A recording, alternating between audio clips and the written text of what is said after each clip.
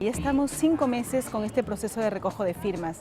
Es más, hoy día se han reunido más de 300 mujeres para articularse y poder entrar a esta nueva etapa de recojo donde va a haber más fuerza, donde vamos a poder tener mayores acciones para recoger más firmas que de alguna manera obliguen a este Congreso a debatir la propuesta de despenalización de aborto por violación, ¿no?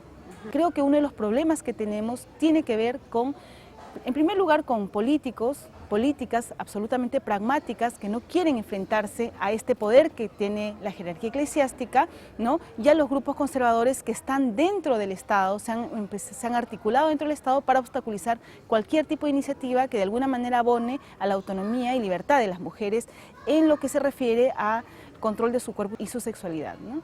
Evidentemente, cuando se apruebe el proyecto de ley, que esperamos que se apruebe en este Congreso, ¿no? Seguramente van a haber más obstáculos contra los cuales vamos a tener que luchar, pero sin que se apruebe esto ni siquiera vamos a poder enfrentarlo.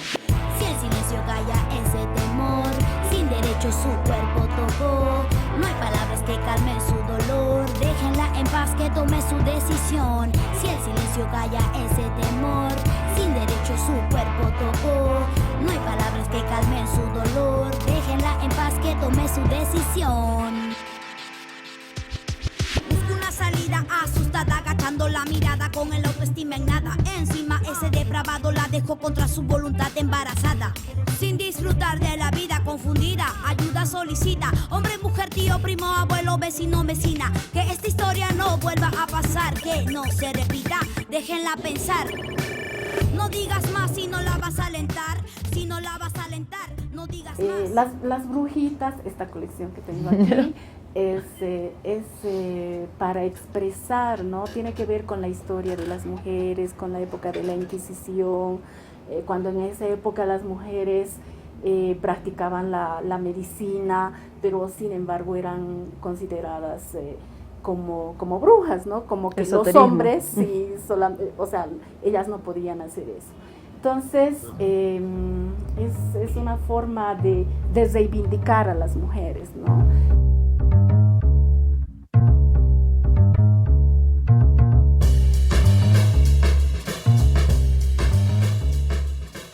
Todavía en Bolivia lo que hay en la cabeza de las gentes y lo que maneja la iglesia es que las mujeres tienen que casarse antes de iniciarse sexualmente, ¿no? Entonces tiene que salir bien casada de la casa la mujer y por lo tanto a partir de ello puede ejercer recién sus derechos, digamos, ¿no? Relacionado con la sexualidad, porque la iglesia y este grupo Provida y otros grupos y otra gente creen que las mujeres hemos nacido solamente para la procreación. Si el silencio calla ese temor, sin derecho su cuerpo tocó, no hay palabras que calmen su dolor, déjenla en paz que tome su decisión. Si el silencio calla ese... Si bien en Bolivia está vigente el aborto impune gracias al artículo 266 del actual Código Penal, el artículo dice que no se sancionará el aborto si se lo hace a raíz de un embarazo producido por violación, en caso de salud, peligro de salud y la vida de la mujer, y incesto, estupro y rapto no seguido de matrimonio. Esta figura es bastante interesante porque culturalmente también se usa mucho el rapto cuando quieren formar pareja, pero cuando se ha producido un embarazo y no se produce el matrimonio, entonces la mujer tiene todo el derecho de abortar. Amparadas por el artículo 266, los casos que se han hecho públicos son no más de 10. Desde 1972. ¿Desde el 72 hasta ahora? Desde el 72 hasta ahora, los que se han hecho públicos. ¿Cuántos abortos clandestinos hay en Bolivia? Se considera que entre 90.000 abortos se practican al año, abortos clandestinos. Se practican en Bolivia, 90.000 abortos para una población de 10 millones de habitantes. En paz que tome su decisión. ¿Acaso la conocen para hablar de ella? No es que no puede acatar, es que hace todo lo posible para dilatar el proceso. O si tiene la mujer la suerte de tener un juez realmente probo, digno, ecuánime, lanza la orden judicial para que se haga el aborto, quizá ese llega a las manos de algún médico que también tiene prejuicios y que también antepone sus intereses personales y no acata la orden judicial o la dilata. O sea, es un juego perverso, totalmente perverso para las mujeres. La doble moral, absoluta y total. Tenemos un sistema penal muy engorroso. La doble moral de la gente, la doble moral de jueces y médicos, por un lado, que anteponen sus posiciones personales, sus creencias personales, antes que anteponer el juramento que han hecho, ¿no?, de servir al pueblo, de que las leyes favorezcan al pueblo y en este caso a las mujeres. Es una doble moral impresionante.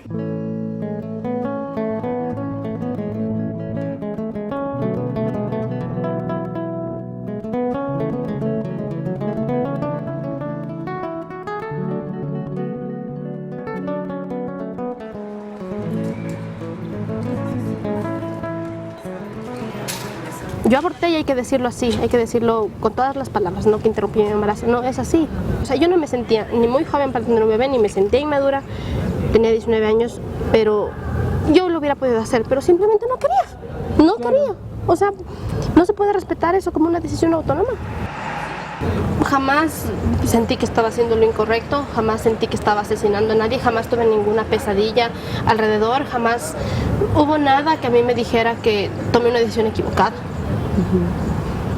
Y ahora yo lo puedo decir así con todas las letras. Incluso yo puedo decir, o sea, cuando te hablan tus amigas del tema, yo no les aconsejo, pero tú les muestras que hay más opciones, pues entonces tú intentas como decirles que no están atadas a esa decisión de tener o no tener un bebé si no lo desean. Una mujer aborta en el Ecuador cada 4 minutos, eso dicen las estadísticas, y las estadísticas oficiales, o sea, es lo que está pasando. Cada 4 minutos. Una mujer aborta cada 4 minutos. Cambiar la ley solo haría que eso sea más saludable y más seguro. O sea, ni siquiera haría que empiece a pasar porque eso ya está pasando, ¿me explico? O sea, la mujer aborta. Claro. De cualquier estrato social, si han estudiado, si no han estudiado, eso es independiente. La mujer aborta en el Ecuador y la mujer aborta en América Latina. Y eso es una realidad. Yo me sentía culpable de sentirme tranquila al respecto. De no sentirte culpable. De no sentirme mal, ajá, es que eso me pasó. No.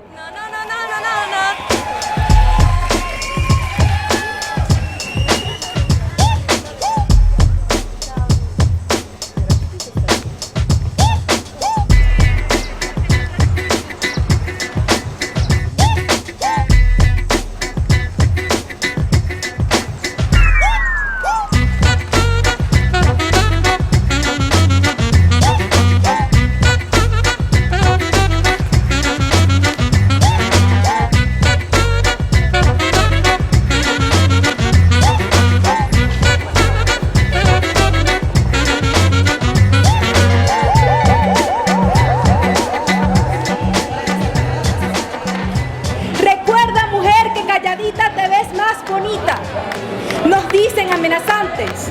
En el mundo continúan ocurriendo miles de crímenes hacia las mujeres que son tomados con completa normalidad por el conjunto de las sociedades, como si la culpa fuese nuestra, como si fuese una culpa ser mujer.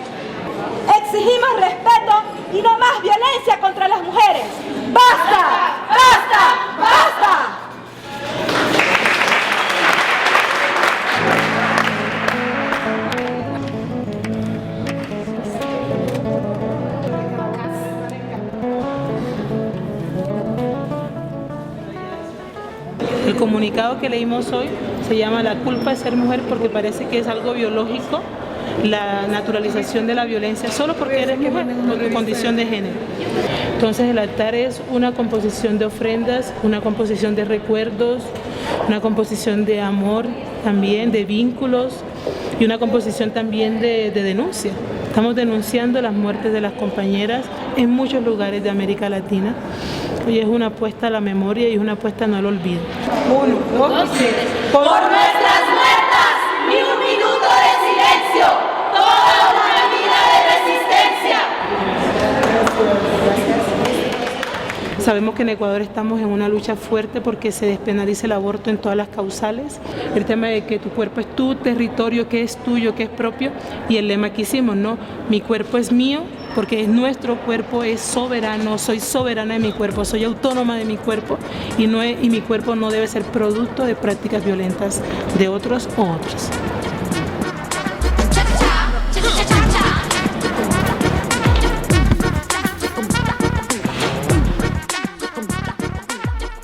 En el Código Orgánico Penal, que de momento sigue válido, sigue instaurado en el Ecuador, existen solamente 2 causales en los que se permite o se despenaliza el aborto.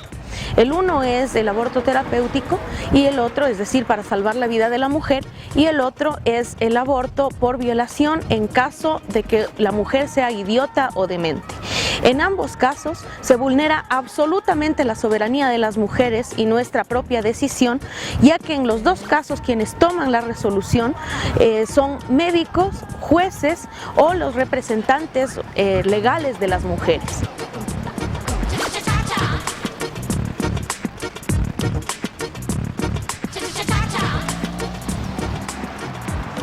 Luna Creciente trabaja desde varias instancias. La una, que es en la que más creemos, es en el cambio desde las mismas organizaciones, es decir, la incidencia social.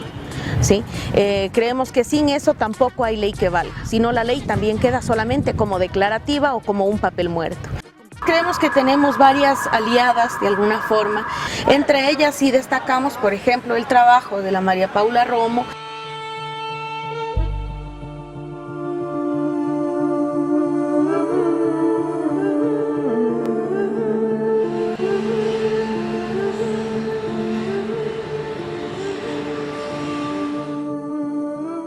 El aborto está despenalizado en casos en que esté en riesgo la vida y la salud de la madre y en los casos en que se haga una interrupción del embarazo de mujer idiota, palabras textuales que utiliza el Código Penal desde hace 100 años y que aún no ha podido ser reformado.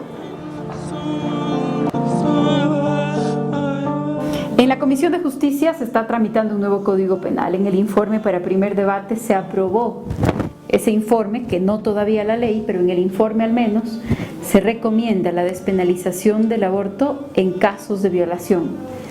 Esto, si bien no refleja todavía ningún cambio en la ley, es lo más lejos que hasta el momento se ha llegado. Por el sistema que nosotros tenemos de elaboración de leyes, luego de que una ley se apruebe en la Asamblea, el presidente tiene la facultad de sancionarla o observarla. En este caso, el actual presidente, el presidente Correa, ha anunciado que él, con su facultad de observar la ley, no permitirá que se cambie ni una sola palabra de lo que respecto de la interrupción del embarazo ya dice el Código Penal, así que según sus anuncios públicos, a pesar de que consigamos los votos en la Asamblea, no sería posible despenalizar el aborto en casos de violación.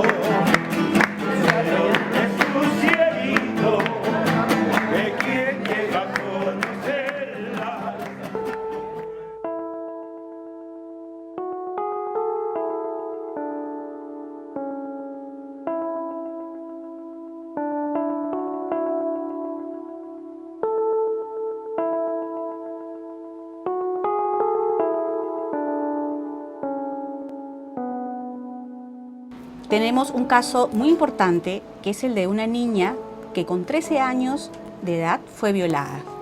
Ella, al sospechar que estaba embarazada, intentó suicidarse. Fue trasladada al hospital, porque fue encontrada por los vecinos, y cuando ella llegó al hospital, los médicos dijeron: necesita una operación urgente de columna para evitar que ella tuviera más daño. Lo que yo quise, lo que yo rogué es que a mí me operaran, porque mi vida misma corría riesgo. La familia presentó una solicitud cuando se entera de todo el tema del embarazo, una solicitud de aborto terapéutico. ¿Por qué? Porque cuando los médicos le toman el examen de sangre y sale positivo el embarazo, deciden no operarla. Un aborto terapéutico, eso es lo que exigíamos, porque la ley me amparaba a mí, porque ya mi columna estaba rota. O sea, yo estaba cuadraplégica, mi lesión era 6'6", 6'7", entonces no movía ni una extremidad. Me daban de comer, me daban mi desayuno en la boca, todo, todito. Mi mamá paraba día y noche conmigo en el hospital.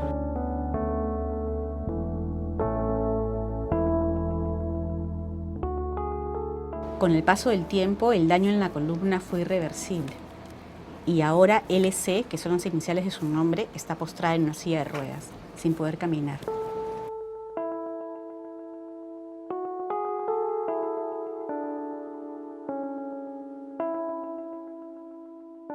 Si los médicos me hubiesen operado a tiempo, me hubiesen hecho ese aborto terapéutico, bueno, yo no estuviera así, mis manos no estuvieran así, yo estuviera ahorita estudiando, estuviera caminando, tal vez con una dificultad sí, pero no así de esta manera. A mí mi vida me la truncaron los médicos, a mí la vida y la ley estaba hecha. La batalla en contra del protocolo de aborto terapéutico es una batalla que está librando la jerarquía de la Iglesia Católica en este país, que es la única institución que se está oponiendo a que esta política pública se implemente. El Comité de Derechos Económicos, Sociales y Culturales de las Naciones Unidas le ha dicho al Perú que apruebe el protocolo de aborto terapéutico. El Comité contra la Tortura, en noviembre del año pasado, le ha dicho al Perú que apruebe el protocolo de aborto terapéutico. El Comité para la Eliminación de la Discriminación contra la Mujer de Naciones Unidas le ha dicho al Perú que apruebe el protocolo de aborto terapéutico. El examen universal de derechos humanos que acaba de pasar el Perú el año pasado les viene diciendo sus otros países, sus colegas, que apruebe el protocolo de aborto terapéutico. La comunidad internacional le dice al país que apruebe el protocolo de aborto terapéutico. La jerarquía de la Iglesia Católica lo ha tomado como una agenda emblemática de lucha en contra de la salud y de la vida de las mujeres. Porque no hay otra explicación. Nosotros luchamos por la vida y por la salud de las mujeres. Y ellos, al oponerse en una medida como esta, están en contra de eso, en contra de que las mujeres puedan acceder a una atención legal y a algo a lo cual ellas tienen derecho en este país, ¿no? Y se ha quedado sola en esta lucha en contra del protocolo del aborto terapéutico. El señor Ollanta Humala Tasso también tiene hijas mujeres. También tiene hijas mujeres. Pongamos que el presidente Ollanta Humala Tasso no fuera presidente, fuera una persona normal y eso le pasara a una de sus hijas. ¿Usted cree que el señor Ollanta Humala Tasso pediría lo mismo que yo? Claro que lo pediría, y con mucha razón. ¿Por qué? Porque hay una ley, hay un protocolo que nos avala, que me avala a mí personalmente. Más aún que la CEDAW dio una sentencia de que debe de pagarme mi reparación.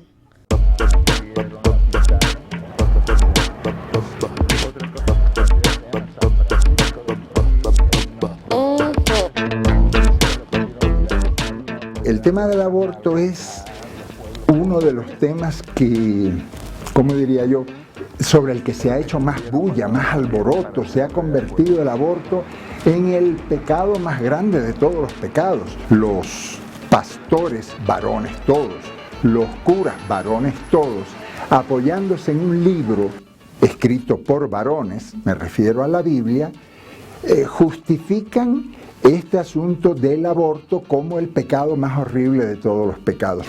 Usted coge la Biblia, cualquier Biblia, y estos centenares de páginas, usted puede revisar desde el libro del Génesis hasta el último libro de la Biblia, el Apocalipsis, y no hay una letra, una línea, ninguna referencia al aborto. De las iglesias más monumentales.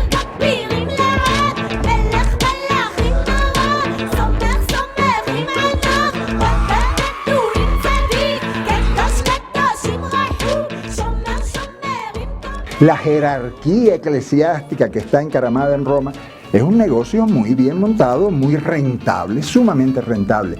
Pero lo que renta dinero, ¿qué cosa es? El miedo y la culpa. Si usted logra meterle la culpa a una persona y hacerle ver que se libra de la culpa dando limosnas.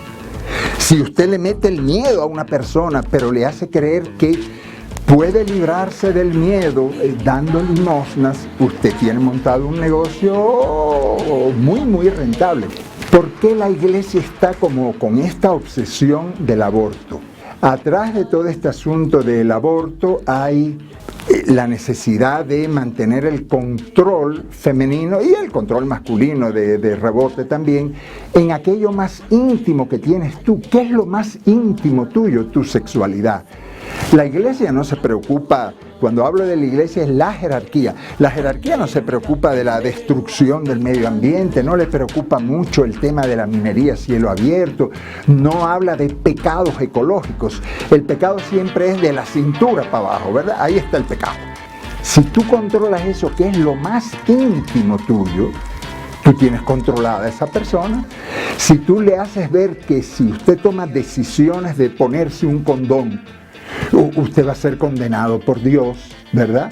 Usted tiene controlada a esa persona. A través de ese miedo, a través de esa culpa, yo tengo sometida políticamente a las poblaciones y sometida económicamente a través de las limosnas.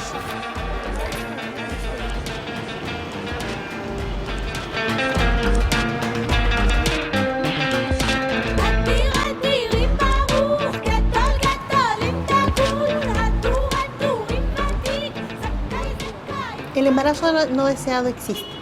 Las mujeres que deciden abortar lo harán sí o sí. El misoprostol está registrado, es legal en la mayoría de los países de Latinoamérica y es utilizado en las prácticas obstétricas. ¿Qué tal? ¿Vendes misoprostol? Pero es con recetas médicas especiales. ¿Por qué? Porque... ¿Cómo dices, perdón? Solo con receta médica sellada y firmada. No, tiene que darle, usted tiene que ir, indicarle y solamente con receta podemos. ¿Usted no me puede vender sin receta? No podemos. Ustedes me dan un formulario luego. ¿Y ese formulario lo firmo? Sí. Mi número de cédula. ¿Tengo que hacer todo ese procedimiento para comprar un misoprostol? Sí.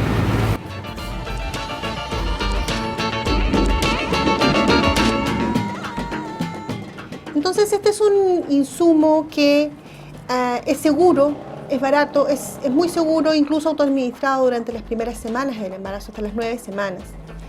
Y lo cierto es que muchas mujeres, incluso teniendo una receta médica, tienen problemas para acceder porque hay grupos conservadores, hay boticas o redes de farmacias que son de grupos ligados a la iglesia que simplemente no lo venden. Y hay dificultades de las mujeres para acceder al insumo, incluso exponiéndose muchas veces a tener que acceder al mercado negro con insumos que pueden ser falsos.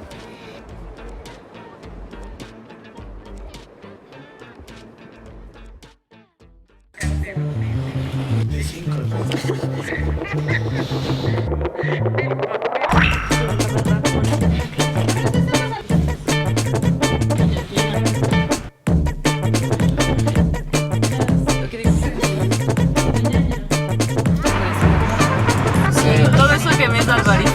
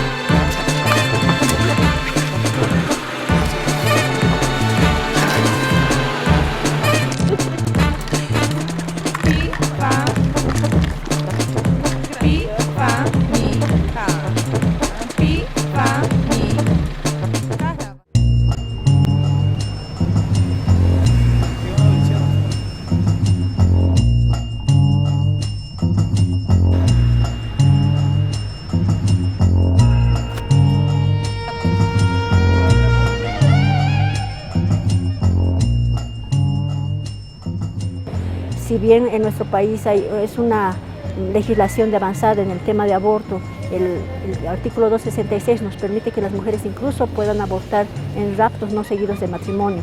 Sin embargo, en los juzgados esto no se cumple, ¿no? No se da pie, incluso ni siquiera en los casos de violación, ¿no? Cuando ya el juez da la orden, por decir, para que la mujer aborte, tarda tanto la justicia y una tanta declaración que el niño ya ha nacido.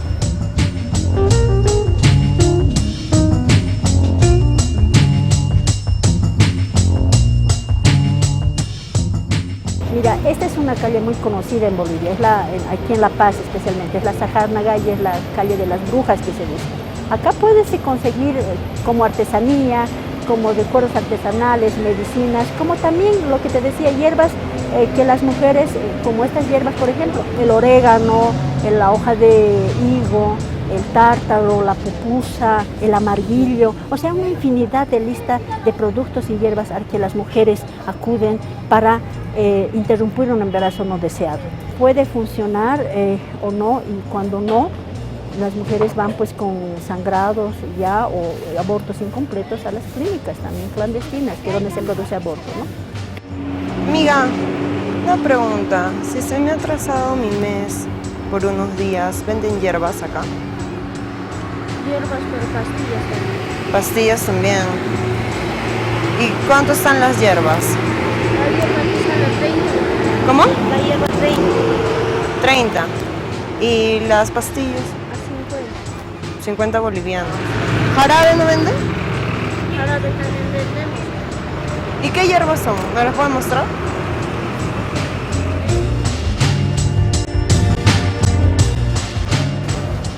Es un poquitito picantito. Ya. Marticito nomás esto te vas a hacer. Vas a hacer hervir esta agua, ¿no ves? Hay un poquitito, vas a poner un pizquito. Es chachacón. ¿Chachacón? Así poquitito vas a poner, ¿ya? Ya.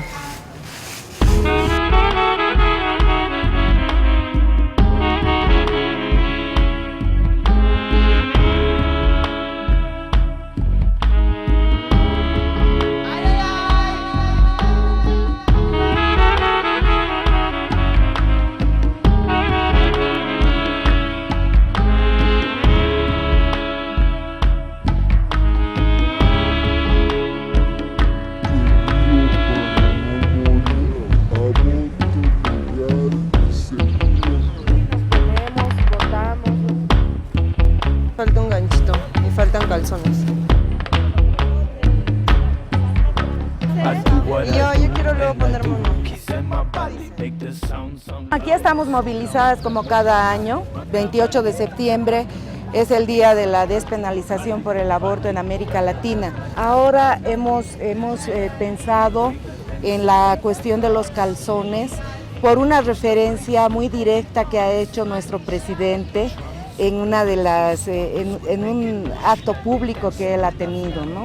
Que decía que las mujeres tienen que ponerse los calzones, una cosa así. Legal para no morir, anticonceptivos para no abortar, aborto legal para no morir.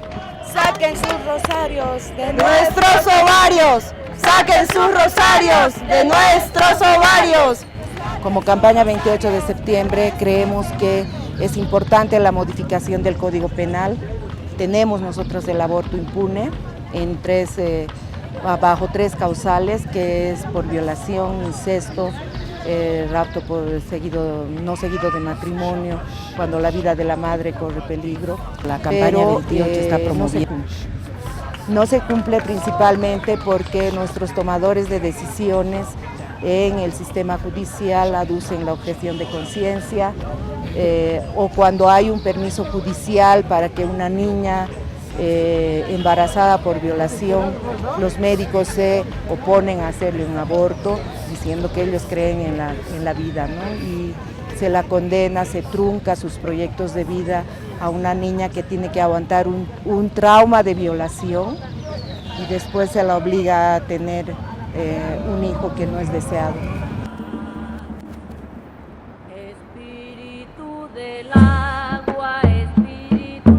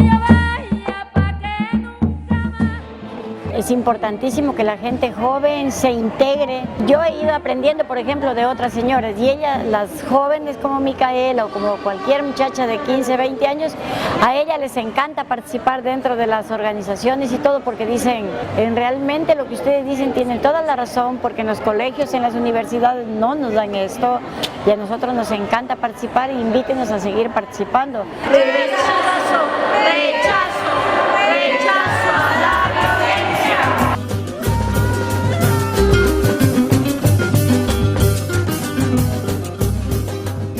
La soberanía sobre nuestros cuerpos como primer territorio implica la capacidad de poder decidir, de poder optar por nosotras mismas y por la vida que queremos para nosotras y para los demás.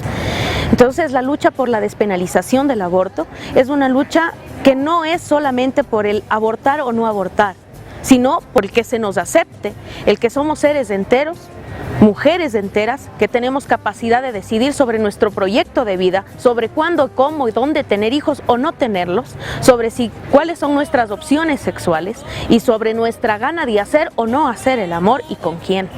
Entonces, todo eso implica también la lucha por la despenalización del aborto. Implica ser seres enteros, implica ser tomados en serio por el Estado, por la sociedad, por la familia. Es legitimar frente a la sociedad, frente al sistema, frente al país en el que vivimos, la región en la que vivimos, el mundo en el que vivimos, legitimar que somos personas iguales, que entre todos estamos teniendo vidas de igualdad de facto.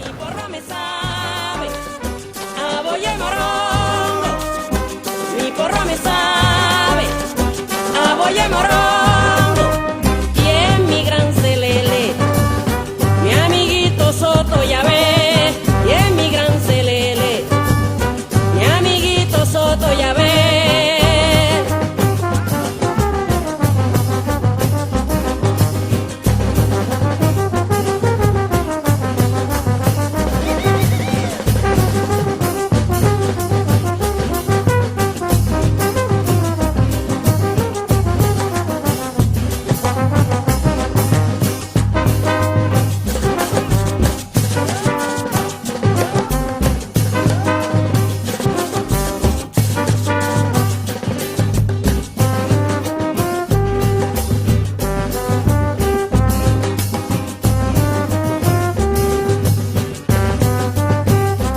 Sabe a queso bien amasado con panele coco de Colombo, y también me sabe a viuda de pescado